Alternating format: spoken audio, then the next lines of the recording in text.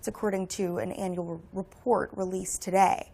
Meanwhile, Medicare's Hospital Insurance Trust Fund will be unable to pay full benefits in 2033, which is unchanged from last year's estimate. Rising healthcare costs and government spending contributing to these projected depletion dates. Even after trust fund depletion, the system will continue issuing benefits at reduced amounts.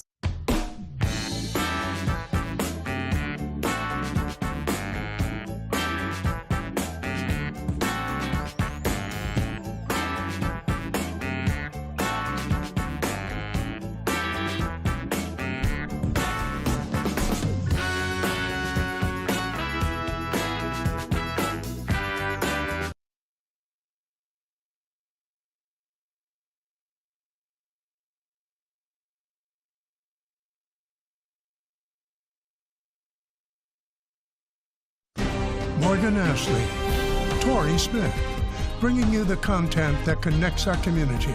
You're watching NonStop Local Pulse Prime. Developing tonight, Spokane County commissioners have given a thumbs up on moving forward with applying for new public safety money. Good evening, I'm Morgan Ashley. So commissioners did meet in the county today to consider moving ahead with the application process on a new 0.1% sales tax. NonStop Local's Rachel Turcotte joins us in studio. And Rachel, the county's actually dealing with a projected $30 million budget shortfall right now in the next year. Yes, Morgan. Well, Spokane County Sheriff John Knowles says that county commissioners are not voting to enact this tax yet. They are voting to move ahead with the process to apply for it. However, from here they can take a vote at any point in the next year and a half to move it through. And here's the thing, if all the paperwork checks out, the tax would move forward without going to voters for approval because of a bill enacted into state law in 2025. Counties have until 2028 to impose the tax, but starting in January of 2029, it would need to go up for a public vote. State law only allows counties of a certain size to do this, but there are restrictions on how funding generated can be used. It was just 2 years ago that voters in Spokane County rejected another public safety tax, but that was one aimed at getting a new jail. Sheriff Knowles says that this tax would retain the staff that he already has. At the end of the day, if the commissioners don't find a way to fill this funding deficit, it will mean significant services being canceled from the county, significant layoffs in the services that the sheriff's office can provide. Sheriff Knowles warned that without this new revenue, that could mean their office losing between 27 and 40 positions. This could include school resource deputies, traffic units, and property crime investigators. And I know that there are going to be citizens one way or the other that aren't very happy. I will say a lot of the polling information that has come out recently from various sources have shown that about 60%, maybe a little more than 60% of our citizens do support increasing taxes if it's used for public safety purposes. He also adds that the goal of this proposal is not to expand services or add new facilities, but to maintain current operations of the department and avoid cuts. Sheriff Knowles also told us that the earliest this tax could be implemented would be March of 2027. And as we've previously reported, county commissioners have been discussing cuts to departments, changes to property and sales taxes, and sharing services as ways to close the budget gap. Reporting in the studio, I'm Rachel Turcotte. Thank you, Rachel, for that. This just in, multiple people with injuries after a crash between a bus and a car this evening in West Pasco at Road 48 in West Livingston. A patrol sergeant told us only a few students were on the bus at the time, adding cuts and bruises were reported, but thankfully no serious injuries. We're told the car was traveling westbound and had a stop sign while the bus was northbound and did not have a stop sign, but it's unclear right now who is at fault. Water levels on the Snake River look really bad this year, so we expect low flows, high temperatures, which could mean some pretty bad problems on the Snake River. That's word from Benton Franklin Health District as they start up their routine toxic algae monitoring program later this month. Algae can look different in different places. It grows on rocks along those riverways and can actually break free into the water. The health district recommends that you check test results on their website before visiting the river this summer and keeping your pets away from any floating algae along the shoreline. Today was an overcast and dreary day across the inland northwest. We saw very breezy conditions area-wide, still seeing wind gusts up to about 21 miles per hour for Spokane. Temperatures currently into those mid to upper 50s. Same goes for Tri-Cities and Yakima. Pretty breezy wind gusts there as well.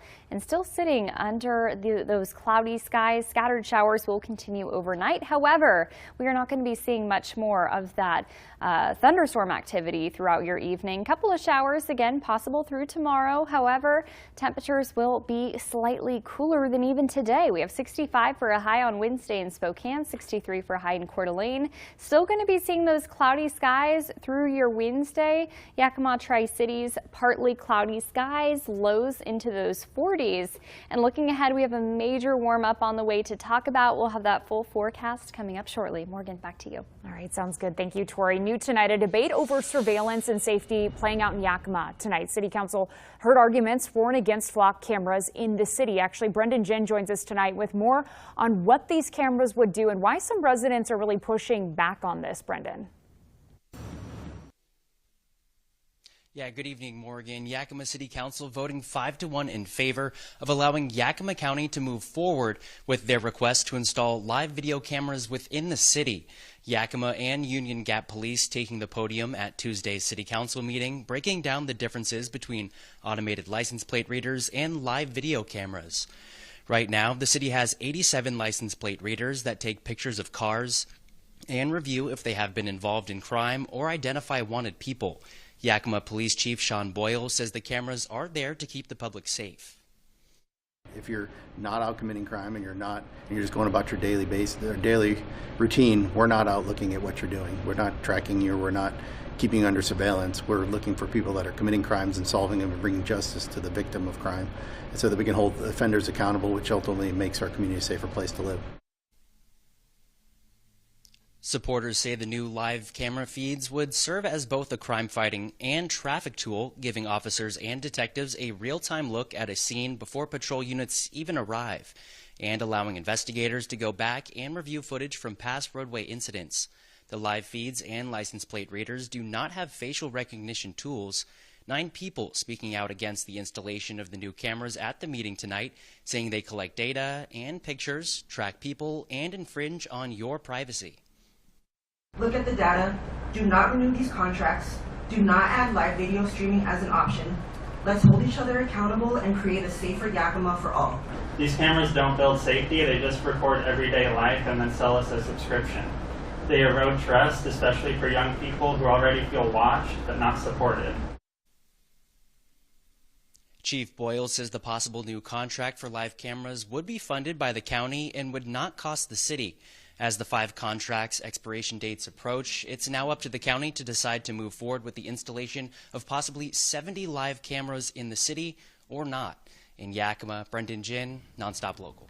All right, thank you, Brendan, for that. And a developing story, Avista Utilities confirms they are dealing with a data center after announcing a large load customer last week to be built here in eastern Washington. The project could eventually pull 500 megawatts a few years down the road. The customer would have to pay for the added costs like new power supply, transmission upgrades, and other infrastructure. The project will likely take years to develop and seek approval from the state. In continuing coverage, Kittitas County Sheriff Clay Myers says he has terminated Deputy Nick Burson, accused of a bar fight in Roslyn. Court documents say the incident happened early Sunday around 1 a.m. The 40-year-old was arrested after allegedly pointing a gun at 3 people while highly intoxicated. We spoke with Washington State Patrol today since they have taken over this investigation. The process is designed to be fair to both the person who's accused of criminal activity and anybody else who was involved in the situation. So we take a straight down the middle of the road approach on this. Our goal is to be fair, independent, and unbiased.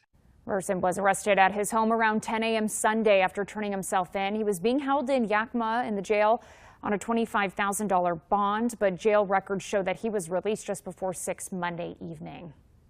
A star-studded event happened this evening at the Fox Theater, the Spokane Youth Sports Awards. Noah Schmidt joins us now with more, or which of our area high school teams walked away with some hardware tonight. Yeah, star-studded might be a little bit of an understatement too, Morgan. It's something we at SWX, of course, take pride in, getting to showcase our local high school teams, and both coaches and players. Of course, what better to get them all together downtown at the Fox Theater at the Spokane Youth Sports Awards. Hosted by our sports director, Austin Getz, and AJ Howell. The entire night was streamed live on SWXLocalSports.com, and you can watch it now on our YouTube page. We recognized the Coach of the Year, Players of the Year, and our Against All Odds Story of the Year as the Teams and Players Awards were separated by Metro and Region classifications. We'll let you in on the Team Awards. First, on the girls' side of the things, the Northwest Christian volleyball team won their first 2B title with a 22-2 season.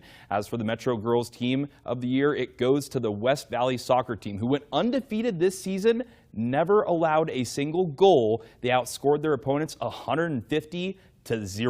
On this boys' side of things, the region team of the year was the Colfax basketball team, who went undefeated this year, and they won the 2B crown, of course coached by the late Reese Jenkin, who passed away in February after a battle with pancreatic cancer. The Metro boys team of the year goes to Meade Cross Country, who went undefeated in the Greater Spokane League and won the 4A state title. And we have the entire show right now up on our YouTube page. That's SWX Local Sports. It will also re-air on SWX after our Hoop Fest coverage coming up on June 27th and June 28th. Congrats to everybody. That's amazing. Yep. All right. Well, still to come here tonight, it has been the same for over 30 years now, but the formula for funding public education in Idaho is changing, and we're going to tell you how.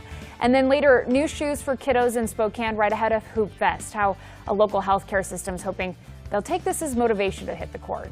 I'm tracking a couple isolated showers across the inland northwest for this evening. Temperatures are into the 50s, but we got a major warm-up to talk about. That's on the way for this weekend. We'll see.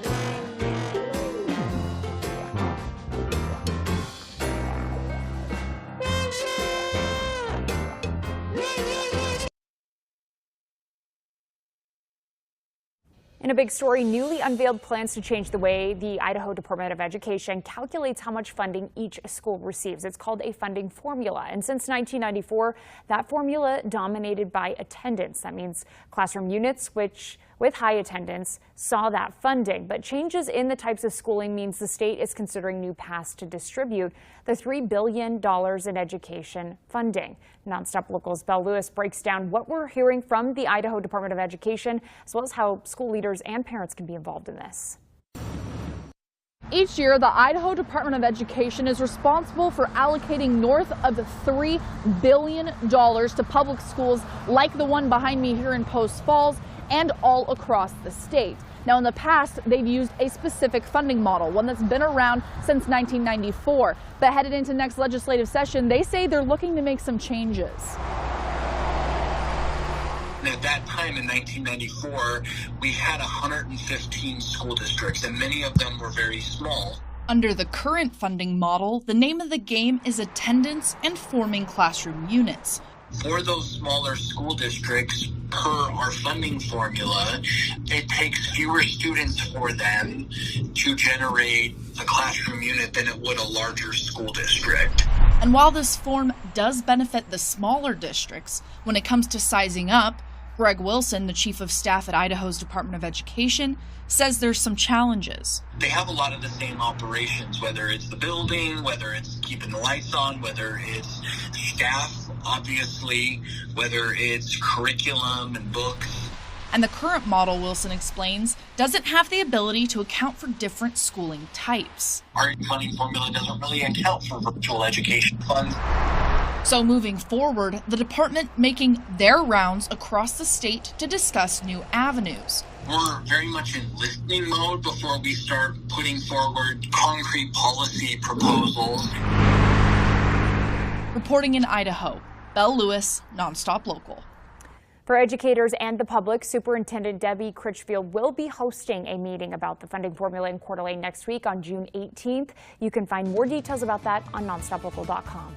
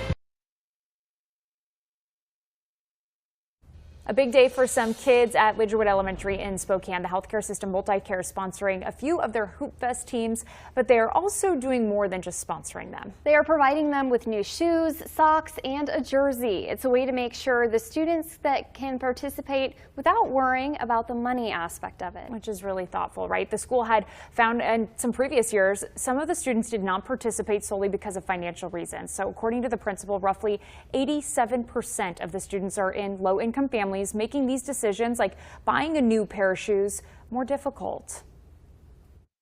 Everything just keeps costing more. Parents have to make a decision about what are they going to spend their money on.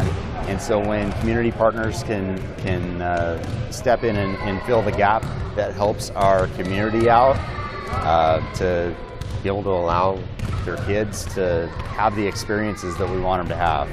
Multicare provided the on-site care during Hoop Fest, so organizers tell me they are happy to help sponsor these students and get them some new gear. And if you want to watch out for these kids during Hoop Fest, their teams are the Leopards, the Young Kings, and the Court Queens. Temperatures outside are into the 50s. It's going to be a cool night tonight. Temperatures everywhere are going to be dropping into those mid-30s, 36 degrees overnight towards Chewelah, 44 degrees towards Bonners Ferry, and 41 over towards Grangeville. Overall, we're seeing some cooler temperatures. A lot of polar Arctic air is starting to filter into the inland northwest from a cold front system. This is also keeping us just a little bit dreary across the region. Colville into the Idaho Panhandle, still seeing a couple couple isolated showers. The thunderstorms have subsided for this evening, but again, a couple showers can't be ruled out all the way through those overnight hours. By the time we get to 5 a.m. tomorrow morning, some of the northern counties will see a little bit of rainfall still at play. The Cascade Mountain Range still seeing a little bit of rainfall as well, and portions of the Idaho Panhandle into Montana. But overall, we're going to be seeing some better weather from here. Cloudy skies for your day through Wednesday as that low pressure continues to track further off towards the east. But then the sunshine will finally make a return here across the region. Winds are going to be dying down. It was a very breezy day today. We had a wind advisory for the Yakima Valley and along the Columbia Basin. That's now subsided. We're starting to see some less breezy conditions right around 10 miles per hour for 8 p.m. tomorrow. Not expecting any wind advisories for tomorrow. Again, we'll see what National Weather Service ends up issuing as that system continues to track further off towards the east. But it is going to be a cold day. 65 degrees in Spokane, 63 towards Coeur d'Alene, 62 for a high in Bonners Ferry, and 65 for a high towards Kamei. These temperatures are pretty below average for this time of year. Again, that cool Arctic air filtering in from this low pressure system. But we've got some good news, and it's just on the horizon. Right off the coast of the Pacific, we're seeing warmer temperatures with some high pressure ridging going on, and dry and pleasant conditions will be in our near future. I'm talking Thursday, Friday, Saturday, and even into Sunday. Mid 70s by Friday. By Monday, we're going to be into the mid 80s, which is above average for this time of year. So let's talk temperatures. By the time we get to Monday, Tuesday, Spokane and Coeur d'Alene are going to be roughly 10 degrees warmer than what we typically see. And getting even closer to the triple digits is going to be the Tri-Cities. Now, depending on how that high pressure moves through, we could possibly see an 100-degree day for the Tri-Cities. As of now, if it moves further south, we'll still see a warm day, high of about 99 degrees by Tuesday. Overall, temperatures everywhere are going to be getting warmer. We're going to stay dry all the way through the next 7 days or so with this high pressure system. So lots of sunshine in your near future and lots of warmer temperatures too. Rain chances remain extremely low for tomorrow. 7 days looking sunny. Well, the Spokane Indians might be gone on a road trip, but A.J. Howell caught up with one player who has a not so common connection to a Northwest town, and that is next.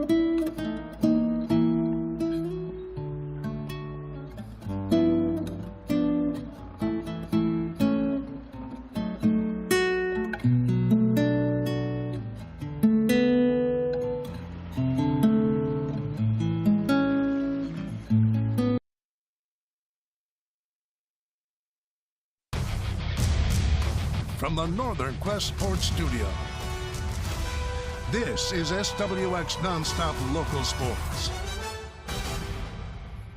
It's time for another Fair or Foul segment where A.J. Howell gets us more familiar with the Spokane Indians on a personal level. Here's A.J. with some fun questions for a Portland-born player, but not the Portland you're probably thinking of in episode number 2. Welcome to Fair or Foul with A.J. Howell. Today we're talking to outfielder for the Spokane Indians, Jacob Humphrey. Let's get to it. Fair or Foul with A.J. Howell. We heard your big personality. I'm excited to see what that means if you feel comfortable showing us today. But starting off, you are from Portland, Maine, Standish, Maine. Which one do you claim? Standish. Okay. I was born in Portland, and I live 30 minutes outside of Portland, so Standish. Grew up there. We figured since we're close to the other Portland, we're going to ask you some facts, because who better to be an expert on any Portland? Oh, gosh. First one's pretty easy. What's the closest Northwest League team to Portland, your Portland? Us. Yeah. No? Easy. Yeah. Oh, yeah, let's go. What about to the other Portland? The other Portland? Oregon, I should clarify. Let's see. Eugene. That's what I thought. It's Hillsborough. Oh, come on. Kind of tricky. You went to Vanderbilt. Yep. And you have a former teammate. Yeah, Espy. Current teammate. Yep. Yeah. What's that? I mean, who would have thought? Yeah, I know. It's actually crazy. I mean, it's perfect, honestly. We're roommates now. We get to play together on the field. Never would have thought I would have been back with him again, but super lucky to do that. What is the popular collegiate summer league team with a controversial social media presence that's in Portland, Oregon? Portland Pickles. Yeah. Really? Yeah. Let's go. Everybody knows the Portland Pickles. Come on. What do you think would be like the biggest change to your game in the off season? Where have you seen the most growth? I would just say offensively, maybe mentally as well. You know, it's a long season, never been playing 132 games. So just having fun with it every day, you know, like not every day is going to be the best. You're not going to have a great game every day, but you get to do it again the next day, so. Does Oregon have a sales tax? No. Correct. Dang. You're doing pretty good. Looking at your time in Vanderbilt, I saw Coach Corbin saying, you know, you struggled with injury at one point, but you had like zero fear in the game returning. How did you get to that point where, you know, the anxiety of something happening again isn't holding you back? I would just say growing up, playing 3 different sports, you know, and I just want to be out there. I want to compete. So it's really just not so much as a mental block, but just trusting yourself, trusting your body, and then going out there and having fun. Being an older brother, what is it, you know, whether it's about your game or your character that you want him to hopefully mimic? Learn to love the game, learn to, whether it's whatever it is that he decides to do, whether it's golf, basketball or baseball, just have fun and just cherish every moment. Well, thank you for your time. Thanks for pretending like you're a true native of Portland, Oregon, even though we know Standish, shout out to Standish, is the real hometown. Yeah. But appreciate your time and good luck this season. Thank you very much.